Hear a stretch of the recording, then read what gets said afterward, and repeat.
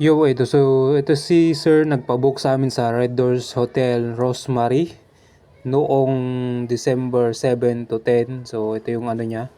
Naka-hide lang po yung personal details niya. So pwede kayo magpa-book sa amin.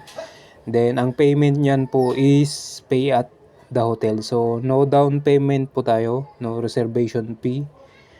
Pay at hotel po tayo. So pwede naman siyang through GCash, sa payment link po siya mapaprocess. So ito po yung front ng building, Red Doors Rosemary Pasay EDSA. Then ito yung sa reception area natin. Ito yung pipresent yung booking ID. Then ito po yung standard room na good for 2 adult and 1 child. So fully conditioned room, private CR, then complete amenities na po. And CR po natin, hot and cold shower. Ito yung family room.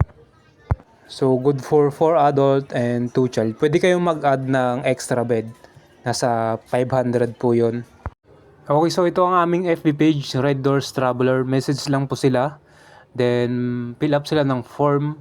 Available din kami sa sa Viber, yung lalagay lang namin sa comment section yung aming Viber tsaka WhatsApp sa mga gustong magpa-advance booking.